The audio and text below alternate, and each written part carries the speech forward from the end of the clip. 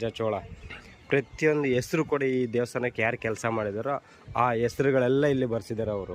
So ಇದೊಂದು ಅದ್ಭುತ ಅಂತಲೇ ಹೇಳ್ಬೋದು. ಯಾಕಂದರೆ ಈ ನಮ್ಮ ಪ್ರಪಂಚದಲ್ಲಿ ಯಾವ ದೇವಸ್ಥಾನದಲ್ಲೂ ಕೂಡ ಈ ಥರ ಹೆಸರುಗಳು ಬರ್ಸಿಲ್ಲ. ಯಾರೇ ಏನೇ ಕೆಲಸ ಮಾಡಿದ್ರು ಕೂಡ ಅವರವರ ಹೆಸರುಗಳು ಬರ್ಸಿರೋದು ಇದು ನಿಜವಾಗ್ಲೂ ಗ್ರೇಟ್ ಅಂತಲೇ ಹೇಳ್ಬೋದು ರಾಜರಾಜ ಚೋಳ. ಯಾಕಂದರೆ ಆ ಥರ ಮೈಂಡು ಬಂದಿದೆಯಾ ಅಂದರೆ ನಿಜವಾಗ್ಲೂ ಒಳ್ಳೆಯವನೇ ಆಗಿರ್ತಾನೆ ಅಂತ ನನ್ನ ಅಭಿಪ್ರಾಯ. ನೋಡಿ ಇಲ್ಲಿ ಅಲ್ಲಿಂದ ಏನಾದರೂ ಏನಪ್ಪ ಅಭಿಷೇಕ ಏನೋ ಮಾಡಿದೆ, ಸೊ ಡೈರೆಕ್ಟ್ ಅಲ್ಲಿಂದ ಇಲ್ಲಿ ಬರುತ್ತೆ.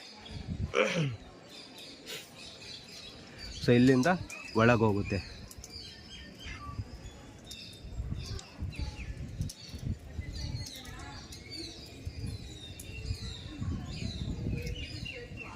ಸೊ ಇಲ್ಲಿಗೆ ಬರುತ್ತೆ ಅದು. ಸೊ ನೀರೆಲ್ಲ ಇಲ್ಲಿಂದ ಹಿಂಗೆ ಹೋಗ್ಬಿಟ್ಟು ಈ ಥರ ಹೋಗುತ್ತೆ ಈ ಕಡೆಗೆ.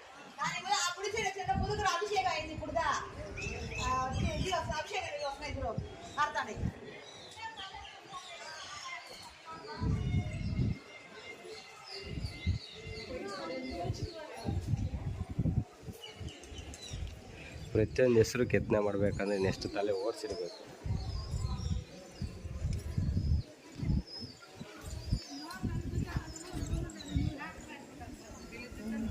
ಈ ಕಡೆಯಿಂದ ಕೂಡ ಹೋಗ್ಬೋದು.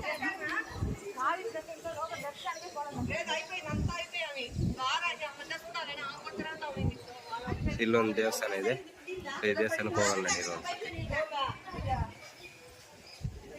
ಪ್ರತಿಯೊಂದು ದೇವಸ್ಥಾನಕ್ಕೂ ಈ ಥರ ಶಿಲಾಶಾಸನಗಳು ಬರೆದಿದ್ದಾರೆ, ನೋಡ್ಬೋದು ಇಲ್ಲಿ ಹೆಸರುಗಳು, ಆಯಾ ದೇವಸ್ಥಾನದಲ್ಲಿ ಯಾರು ಕಟ್ಟಿದ್ದಾರೆ, ಏನು ಕತೆ ಅನ್ನೋದೆಲ್ಲ.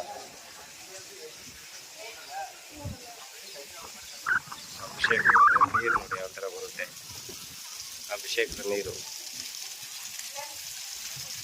ಯಾವ ರೀತಿ ಆಗಿನ ಕಾಲದಲ್ಲಿ ಈ ಟೆಕ್ನಾಲಜಿ ಐತೆ.